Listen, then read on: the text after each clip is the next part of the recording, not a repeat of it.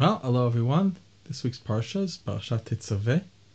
In Parashat Tetzave we have the commandments pertaining to the beautiful clothes of the Kohen Gadol. The Gemara tells of a story. One of the clothes the Kohen Gadol used to wear was called the Choshen. It was a breastplate, a large piece of metal that the Kohen Gadol wore on his chest that had place for 12 precious stones. On each of the precious stones was written one of the names of one of the tribes of Israel. Now, it happened that one time one of these precious stones was lost, and the sages went to look for a replacement.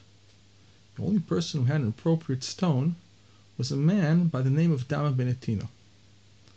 So they went to his house, and they asked him to sell the stone. They said, "Dama, we have heard that you have a precious stone that could suit our choshen. Do you have such a stone?" And Dama said, "Yes, I do." They said, "Well, will you sell it to us? It must be very precious. We will pay a lot of money." In fact, the rule is that when you buy something for Beit HaMikdash, for the Holy Temple, you're not supposed to bargain for it. You're supposed to offer an appropriate price, because it's not considered respectful to try to bargain down an offered price for something that's intended for the temple. The temple is not supposed to be considered a poor establishment that needs to bargain for its items. So any price that Dama would have named, had it been reasonable, would have been accepted. But Dama said, "I'm sorry, I cannot sell it to you." So they said, "Well, we'll offer you even more. We need this stone. We have no choice. We'll double its value if you agree to sell." And Dama said, "No, I can't." So they said, "Well, why? Why won't you sell?" So Dama said, "Well, I have an old father, and he happens to be sleeping on the box that holds the key to the precious stones. If I try to take the key or open the box, then I may wake my father. And there's a mitzvah, a commandment of kibud av va'em. I will not violate this commandment for any price in the world." So the sages said, "Well, I guess we'll have to find our stone someplace else." And they went to get the stone someplace else.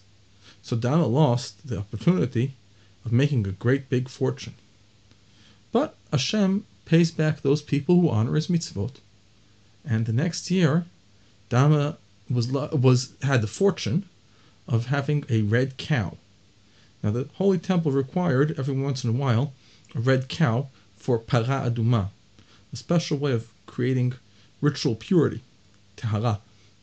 And because there are several specific requirements for para aduma, these red cows are very rare, and they have no market value.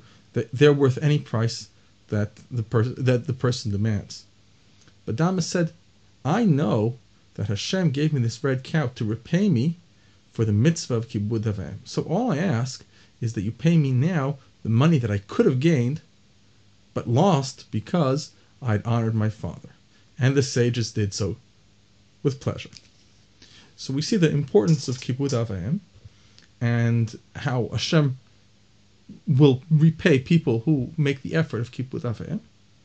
The most important point in the whole story, which I omitted originally, is the fact that Dama ben Netina himself was actually not Jewish. And so he didn't really have a commandment of kibud av va'em. Kabeh et avicha v'et imecha is one of the 10 commandments. It's one of the Taryag mitzvot, but it's not one of the 7 mitzvot that are commanded of Bnei Noach. So even though he was not commanded, he realized and understood the importance of respecting your fathers, and realized this is what Hashem wants. And so we can learn from him. Surely he who was not commanded, if he can understand the importance of kibud av va'em, then we who are must appreciate all that much more. Shabbat Shalom, and may we always be zoche to honor our father and mother in the best of ways.